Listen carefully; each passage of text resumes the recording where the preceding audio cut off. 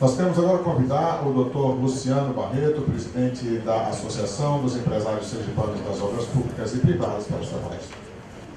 Bom dia a todos. Em primeiro lugar, eu quero agradecer ao deputado Fábio Pierre, ao deputado André Moura, presente, ao deputado Laércio Oliveira, a acolhida que me deram em Brasília, junto com toda a comissão que discute a reforma das licitações. Quero registrar também meu agradecimento ao deputado Mário Everly e, inclusive, parabenizá-lo pela maneira com que, ao final da nossa apresentação, interpretou os elementos que nós apresentamos. Obrigado, parabéns. Abraço ao Dr. Carlos Pina, em seu nome, todos os presentes, pela acolhida de mais uma vez, nos dada nessa casa.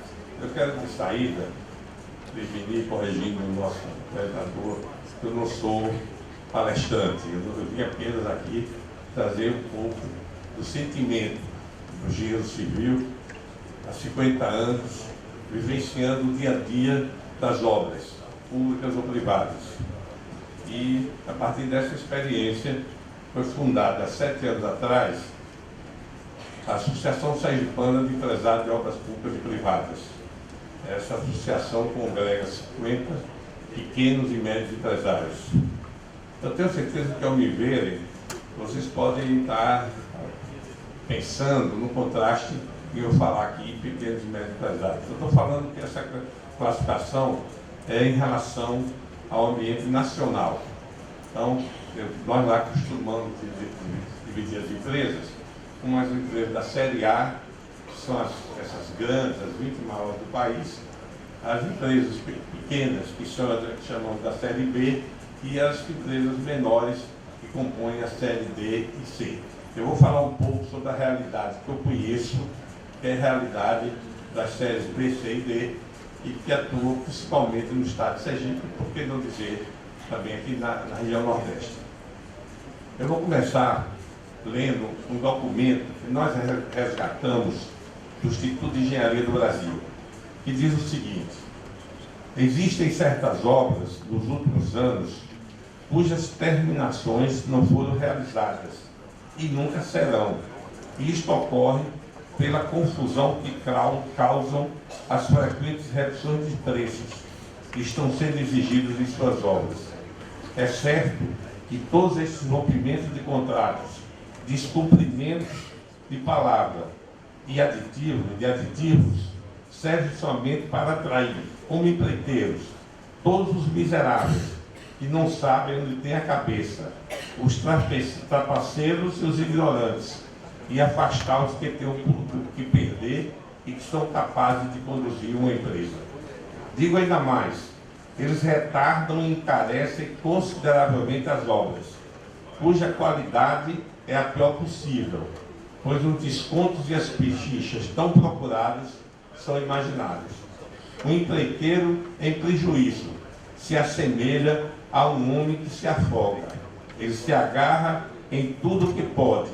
Ora, em matéria de empreiteiro, isto significa não pagar quem lhe fornece os materiais, pagar mal os empregados, trapacear quem puder, ter somente os piores operários por pagar mal e não empregar senão os materiais da pior qualidade.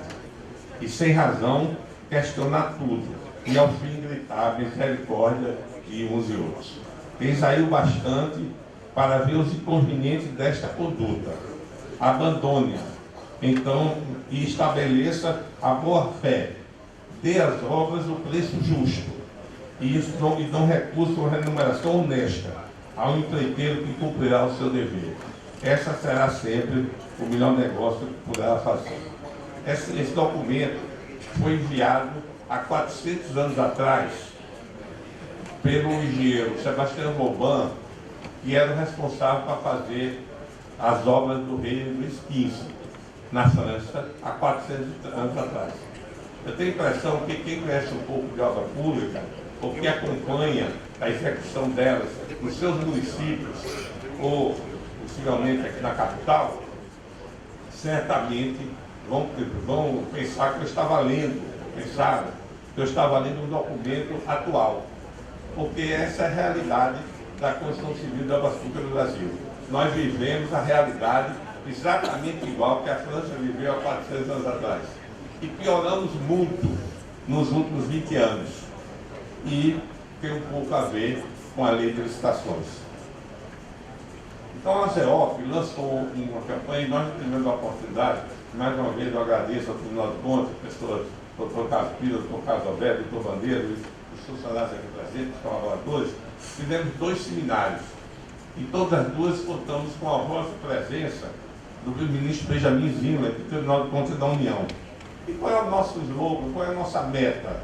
É que a obra tenha um preço justo, que ela seja concluída e a sociedade atendida. Porque quando se lança um projeto de uma obra, se lança com um objetivo, é a sociedade estar atendida. Quando se lança uma ponte, quando se lança um hospital, o objetivo é que ela seja concluída o mais breve possível, porque essa obra é da sociedade, a sociedade é quem paga. E eu costumo dizer o seguinte, obra cara é a obra que não é concluída, é a obra que é mais mal feita. Então o sistema do controle do Brasil precisa ser repensado no sentido de que a obra é concluída e ao final se obtenha o melhor resultado, que é a qualidade e o prazo de execução. Então todos nós aqui temos a oportunidade de passar a BR-101. Deve ter gente aqui que passa aí. O trecho daqui para Copiar tem 100 quilômetros. A sua duplicação foi começada há 35 anos. 35 anos. E não está concluída. Então já houve várias paralisações, várias intervenções do órgão de controle, sempre na boa fé, dizendo, não, nós estamos parando, porque há um sobrepreço, que é uma palavra muito utilizada, vocês ouvem muito na televisão, diariamente, isso é usado no Jornal Nacional, há um sobrepreço, aí para. Então, o que é que nós estamos conseguindo hoje no Brasil? A realidade é essa, se gasta 1 milhão para economizar 100 mil. O Estado vai fazer uma reforma de uma escola, o dinheiro é federal, e aí, enquanto aquela escola está sendo reformada, abriga os alunos em prédios alugados, oferece transporte e uma obra que era para fazer em 6 meses. São tantas intervenções, tantas fiscalizações, muitas vezes com critérios divergentes. Porque no Brasil nós temos 11 órgãos de controle, 11, entendeu?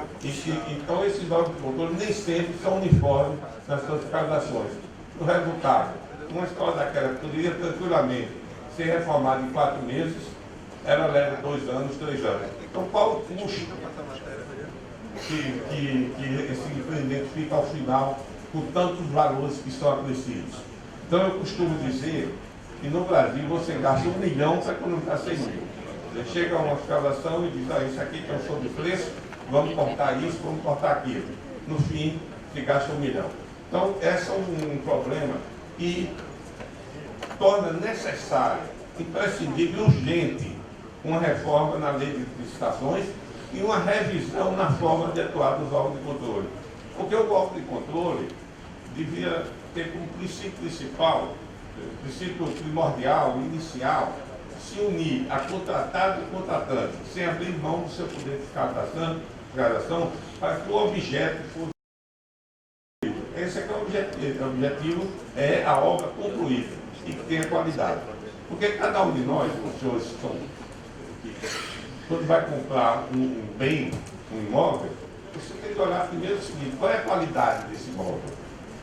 O que é que eu vou gastar depois para manutenção, para conservação? E também em que prazo eu vou receber. Então, eu trouxe o exemplo aí de uma obra de Fortaleza. Essa obra foi contratada para fazer 2 anos, já tem 7 anos. Está 2 anos e meio paralisada. Sendo que são 2.000 unidades habitacionais do projeto PAC, que foi conveniado com a Prefeitura de Fortaleza e objetivava tirar dentro dos rios, palafitas e manguezais, etc. Está atrasada em 5 anos, está paralisada há 2 anos e meio e ao longo do processo aparece inquérito da Polícia Federal com sobrepreço, essa questão de sobrepreço não é o que estão dizendo, eu vou explicar um pouco. Então é o seguinte, e qual é o resultado disso? Essas famílias estão lá sem saber porque os imóveis a que eram destinados não foram concluídos. Então você vê esgoto a céu aberto, estão morando, um desses conjuntos foram invadidos, estão morando aí 600 famílias sem água e energia, os que têm é casa. E sem segurança estrutural, porque como se observa, alguns concluíram suas unidades e tal. Então, será que é isso que nós queremos no Brasil? Será que é isso que nós queremos do órgão de controle?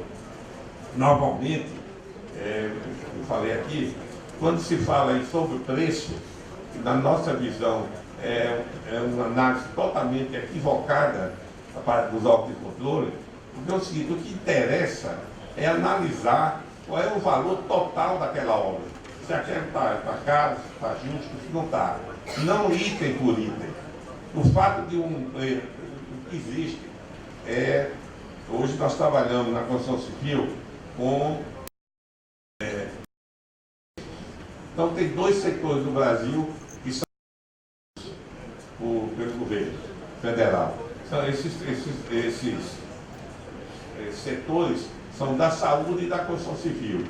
Então não precisa falar da construção civil porque vocês tirem o que é o tabelamento da saúde e os serviços que a saúde pública presta, por mais esforço que os gestores façam. Então, eu falo um pouco das causas, então aí, projetos incompletos, licenças de desapropriações, uma obra só devia iniciar com um projeto completo.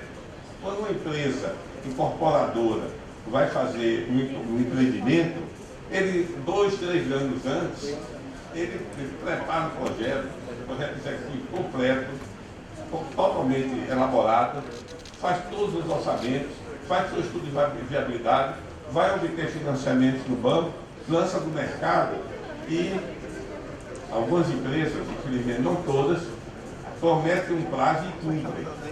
Então, há uma relação privada-privada entre a empresa e o seu cliente. Então, é importante que a obra, ao iniciar, ela tenha todas as suas licenças, desapropriações e tal concluídas. Existem também, eu já falei, as intervenções dos órgãos de controle, que, como eu disse, são muitos, com visões diferentes e com objetivos diferentes. Eu concordo inteiramente aqui com o que falou o doutor Laudemir de novo. Eu acho que uma lei tem que ser muito dura nos aspectos de criminalização. Agora, é preciso que os órgãos que fiscalizam tenham pessoas capazes, engenheiros, técnicos, capazes de avaliar a fraude que está sendo apontada. Isso, que são de... Eu estou aqui defendendo a série B, C e D. A série A é outra história. Então, muitas vezes aquelas colocações que são feitas não correspondem à realidade. Tanto é que no Nordeste, de Sergipe ao Pará, o segmento, a estrutura da construção civil de Sergipe, graças à Caixa Econômica Federal, que apoiou muito projetos de Minha Casa Minha Vida, projeto de habitação, e as empresas se direcionaram para essa área, mas no Nordeste, 90% das empresas ou mais que atuam no segmento das obras públicas estão quebradas.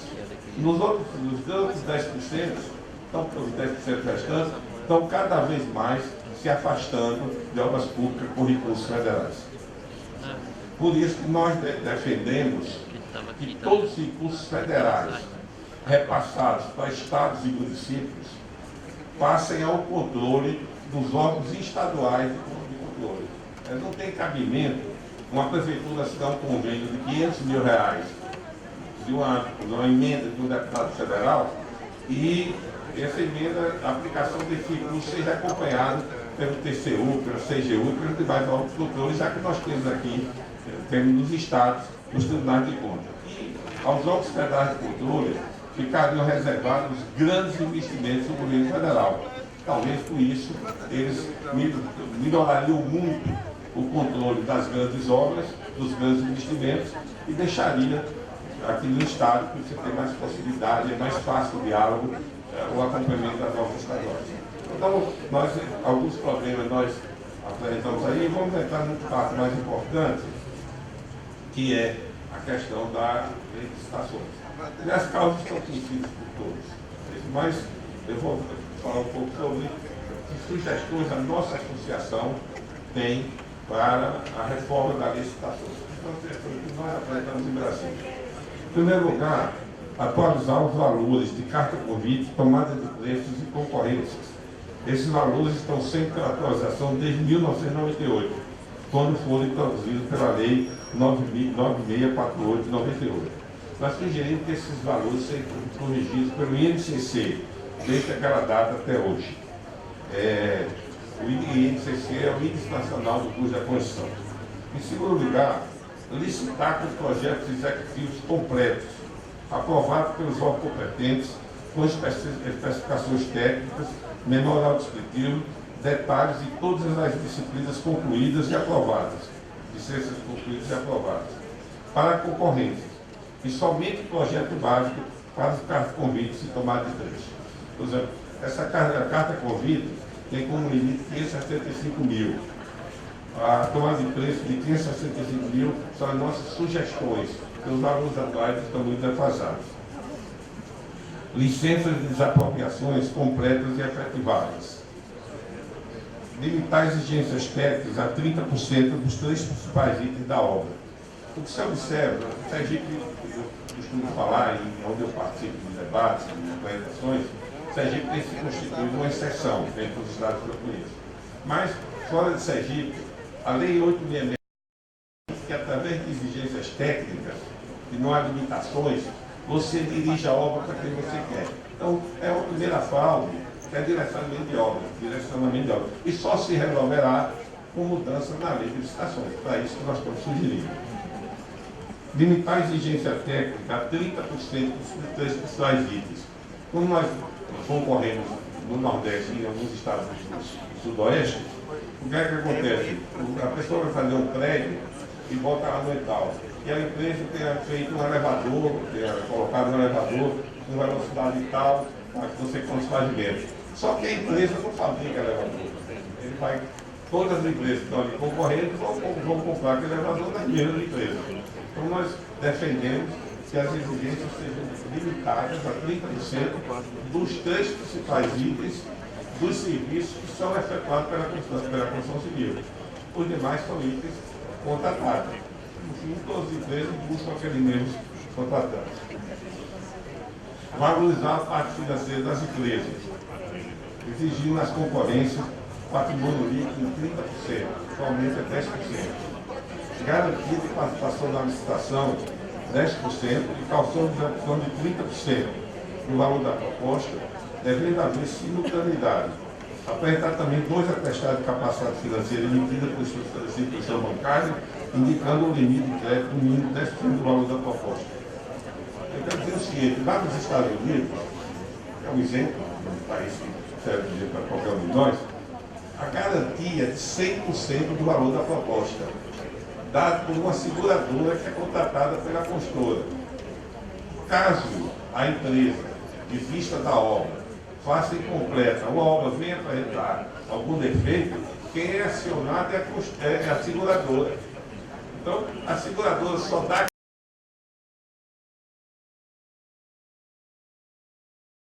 aquela garantia. Então,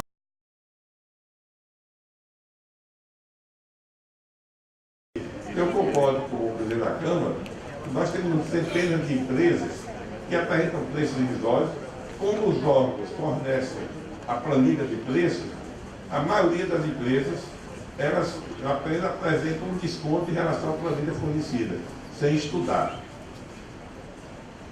Inversão de fases, abrindo primeiro a proposta de preço e qualificando os 3 primeiros colocados na licitação. Isso é importantíssimo. O Sergipe já faz, mas o Tribunal da União proíbe que seja feita quando se trata de recursos federais. Então é o seguinte, apresenta 10 empresas, abre primeiro os preços e devolve as propostas dos 7, a partir do 4º colocado. E vai analisar a documentação dos 3 primeiros. Com isso, você reduz enormemente os conflitos que protelam demasiadamente a concorrência. Então, essa inversão de fase foi aprovada na Assembleia já desde o segundo mandato de João Alves, governador João Alves, e já é feito no Estado de Sergipe. Não há obrigação dos proponentes de fazer a obra pelo preço do primeiro colocado na licitação. Caso venha a ser convocado, se houver desistência, a empresa perde a garantia da proposta.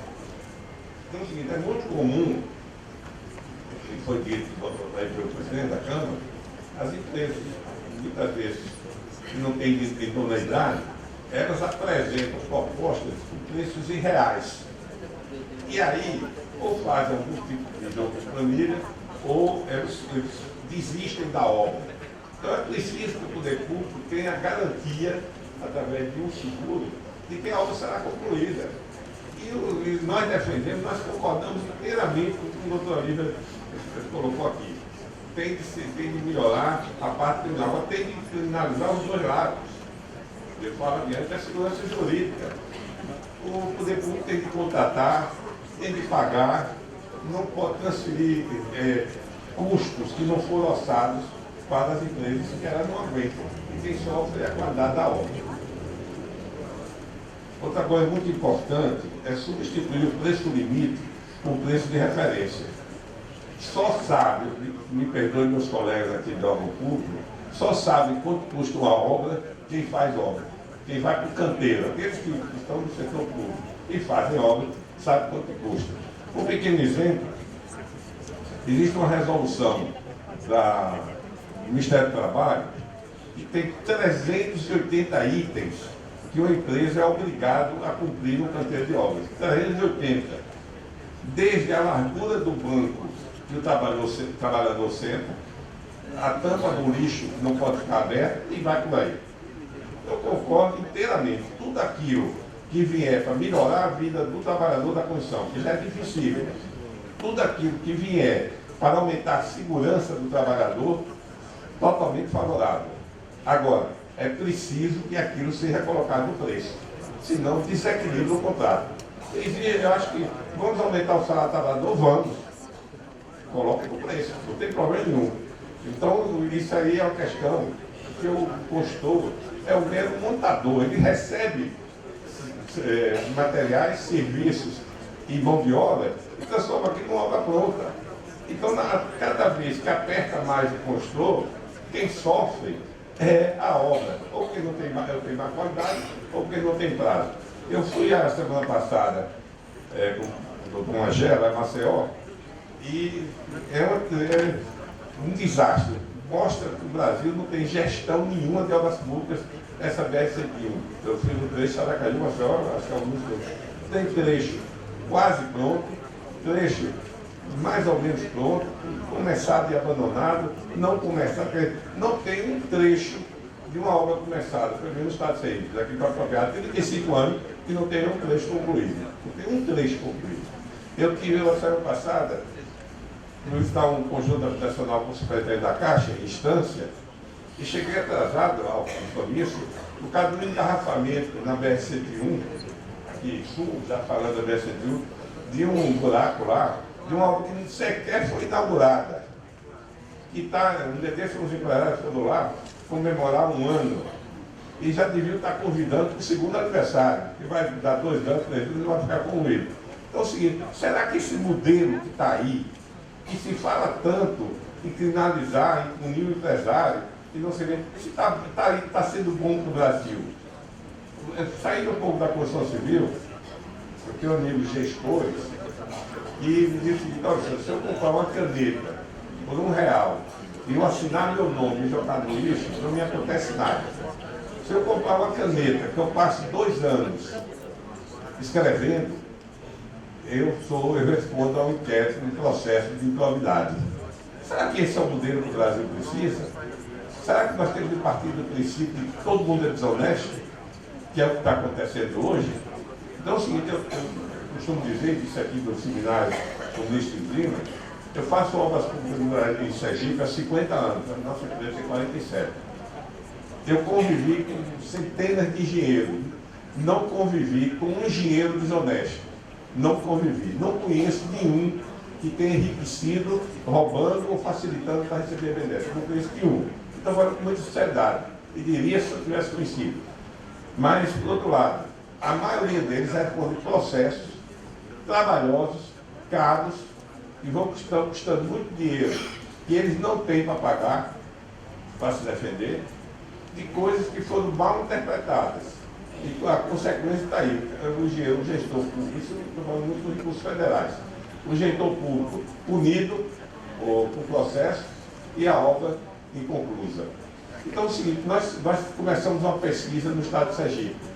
Infelizmente, não foi à frente, porque a empresa que está fazendo a pesquisa não concluiu o trabalho. Mas nós temos hoje um sentimento que tem em Sergipe 400 obras com recursos federais inacabadas, abandonadas. Então, isso é um retrato triste de uma gestão, estou falando de governo, uma gestão do país, é muito ruim, tá certo? Se você considerar que Sergipe tem 1% do PIB nacional, e levar esse exemplo para o Brasil inteiro, devemos ter, no mínimo, da pior das hipóteses, 20 mil obras inacabadas. Então é o seguinte, todo mundo vê, todo dia, todos nós estamos assistindo todo dia na televisão, passando noticiários de obras abandonadas. Das obras da Copa, que custaram o dobro do que anunciaram que ia custar, os estádios, as obras complementares não tem uma concluída. A Copa tem um ano. Eles já saíram uma reportagem sobre as Cuiabá. Então, essa questão precisa ser debatida. A criminalização que o doutor Alírio falou é corretíssima. E quando o empresário não recebe o dinheiro? Quando o empresário vai à falência porque a verba não chegou, porque o gestor público não paga, acontece criminalizado? No meu entendimento, é importantíssimo o trabalho dos órgãos de controle, saúde aqui o trabalho dos servidores do TCE, porque aqui o controle é feito com a visão de que o objeto seja atendido, que é a obra concluída. Nós não podemos pensar em controle só para punir. Tem que pensar em controle no sentido de ter, unir as partes, contratado e contratando, numa mediação permanente para saber o objetivo. Essa obra de Fortaleza que você tem, está parada. O empresário tem 20 milhões para receber. Não aparece ninguém de órgão nenhum federal, que é obra com recursos federais, para dizer, legal, por que essa obra está paralisada? Por que não pagaram?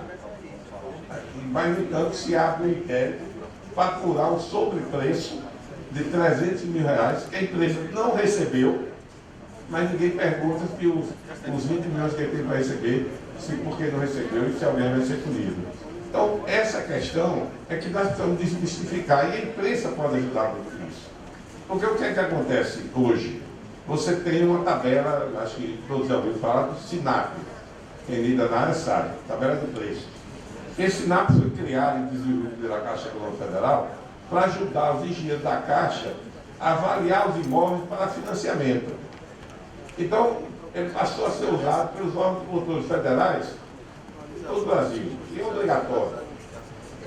Então é o seguinte, se você pegar uma planilha de preços com 200 itens e tiver acima, é sobrepreço, mesmo que o preço do objeto esteja correto, esteja justo. Então, nesse caso que eu citei de Fortaleza, no inquérito, diz que o preço está correto, mas há um sobrepreço no item tal de 300 mil reais. Agora, é a mesma coisa, e eu cito sempre esse exemplo, se qualquer um de nós for numa agência de automóvel e disser, eu quero comprar aqui esse carro aqui, quanto é? Para dizer 100 mil reais. Esse quanto custa o paralama, quanto custa o farol, quanto custa o carro, aí no fim ele querer fazer o carro comprando as peças isoladamente. Se eu vou comprar um motor aqui, vou comprar. No final, ele até pode montar um carro, mas que não vai andar, não vai. Então é o que está acontecendo com obras públicas no Brasil. Nós precisamos ter a visão de que o que tem que ser justo não é cada item da planilha. O que tem que ser justo é o preço global do objeto. Por isso que nós defendemos que o preço deixe de ser teto para ser de referência. O preço não pode ser limite. O órgão tem que ter o seu preço, que deve ser mantido em sigilo, para que cada empresa exerça sua capacidade técnica de engenharia.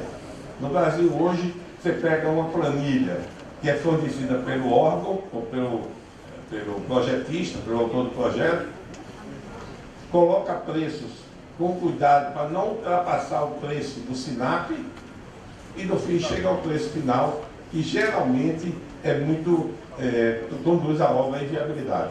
Então essa é a discussão principal. Nós precisamos deixar de estar pensando, de estar entendendo o preço sem analisar o contexto. Houve um sobrepreço. Nem sempre esse sobrepreço conduziu a uma obra cujo valor final é abusivo. Então nós defendemos que o preço deve ser preço livre, porque é o seguinte, obra cara, eu quero repetir, é obra que não é concluída ou a obra que é de má qualidade. Esse é o número que eu gostaria que vocês fixassem. Existem 400 obras, no mínimo. Na minha apresentação em Brasília, estava o prefeito de Glória, ele disse, no meu município tem 12. Almoçamos essa semana com o prefeito de Estância, falou aqui tem 6. No Minha Barreto, o prefeito falou que tem 15. E um dia desse, nós recebemos na associação uma equipe de professores que ensinam orçamento no Instituto Federal de Sergipe. E eles fizeram uma exposição sobre como eles ensinam os engenheiros lá a fazer orçamento. Eu digo, como é que vocês podem ensinar, perguntei a eles, como você pode ensinar a fazer orçamento de obra se vocês não sabem fazer as suas obras? Todas as obras, acredito, todas, ou praticamente todas, obras do Instituto Federal de Sergipe estão paralisadas, inacabadas. E quem passa por Copiar, se alguém aqui passar e tiver curiosidade, na entrada de Copiar tem uma obra lá do Instituto Federal. A turbina está parada e vai por aí. Então, nós defendemos o preço que seja o preço de referência. O órgão tem que ter o seu preço, mas que ele seja uma referência. Porque o limite do preço, quando o órgão orça errado, ou não deixou de considerar tudo aquilo que hoje é o custo de uma obra, como eu disse, quem sabe quanto custa uma obra é quem vai fazer, com responsabilidade. Ele sabe o que é que ele quer pagar e quais são os encargos, os impostos e tal, que estão submetidos. Nós propusemos também a mudança da faixa de execuibilidade. Porque hoje, se você der um preço 30, os órgãos colocam 8% de lucro bruto. Que é menor e sem nenhum desmérito que é a gorjeta do garçom. Então eles botam 8%. Então eles botam lá bruto, sujeito a todos os impostos. Então é o seguinte, se a pessoa apresentar uma proposta 30% abaixo do preço limite, a proposta dele é considerada exequível. Só que eu tenho ouvido muitos secretários dizendo, estou contratando essa obra sabendo que a empresa não vai fazer. Então, isso é que precisa ser discutido. Por isso nós defendemos, e nós estamos propondo aí, a mudança do critério de execuibilidade. E muito importante foi falado pela doutora do Ministério Federal, é a segurança jurídica. É importante que a empresa, ao assinar o contrato, tenha certeza de que vai receber aquilo que tem direito. Pode parecer até uma coisa óbvia, né? Quem não lida com obra, pode parecer até que eu estou dizendo aqui uma besteira. Mas nós precisamos ter essa garantia. Nós precisamos ter a garantia de que tudo aquilo que for apontado seja devidamente apurado e com pessoas que tenham capacidade, que conheçam obras. Nós defendemos também a parte de mediação. Eu acho que os órgãos de controle podiam evoluir para fazer mediação, sentar do lado da consultora, do outro lado do gestor público e dizer, olha, vamos sentar, o que está vendo que essa obra não está andando? O que é que precisa ser feito? Então, em vez de começar 10 obras, vamos começar 2 para terminar no prazo. Porque a sociedade está precisando de obra, está precisando. Né? Cito um exemplo aí, que todo dia é comentado, o Hospital do Câncer. É impossível hoje fazer obra com recurso federal. Não adianta. Por mais esforço que a CELP faça, por exemplo, a social, que a CEINFA faça, que o governador faça, porque nós tivemos a oportunidade, nós iremos participar da licitação. desistimos no meio do caminho, porque o preço era inviável. Mesmo assim, chegou a auditoria do TCU e ainda baixou mais o preço. Então é o seguinte, como é que se pode falar como em firmas bandidas, empresas picaretas, que são essas que terminam entrando e ganhando. E aí a obra não fica pronta, mostra uma obra complexa, de alta responsabilidade, e que tem de haver uma certa seleção. Quando há seleção, aí vem os gestores, não houve competitividade. Então nós temos que ter um modelo, e essas sugestões visam levar nesse sentido, de que a gente possa ter uma melhorada na coisa. Então aqui nós falamos, entendeu? Se alguém quiser reproduzir o CD, eu trouxe aqui alguns, posso deixar aqui no tribunal, e quem quiser esse CD aí. Então, só encerrando, qual é a grande defasagem que hoje há nos orçamentos dos ministérios, dos órgãos públicos federais, quando obedecem às tabelas? No passado, eu posso falar em passado, porque eu 50 anos que faço obra, havia uma relação custo direto e custo indireto. O custo direto, nem todos aqui são engenheiros, nem todos são orçamentistas, é aquele custo que você obtém com a aplicação do material naquele serviço. Se você vai fazer uma ponte, o custo direto é o ferro, é o concreto, é a mão de obra. Mas você tem, ao lado disso, os custos indiretos. Então, os custos indiretos têm cada vez mais sido elevados por legislações corretas. Então, hoje, nas obras, a empresa é obrigada, e é bom que seja obrigada, dá o café da manhã, dá o almoço, tem a parte do transporte. Se um trabalhador de uma empresa, na porta de sua casa, saindo para o trabalho, for acidentado, é considerado acidente de trabalho e a empresa responde por aquele ônus. Como eu falei, 380 itens tem que ser obedecido.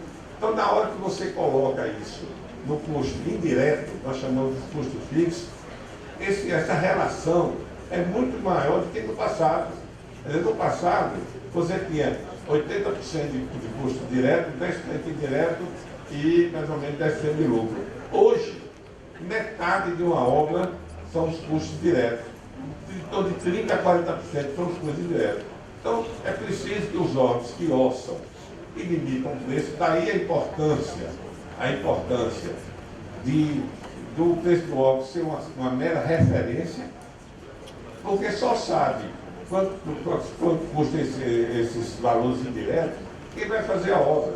Ele é quem conhece a legislação do Ministério do Trabalho, ele é quem conhece as exigências do Ministério do Trabalho. São todas exigências corretíssimas.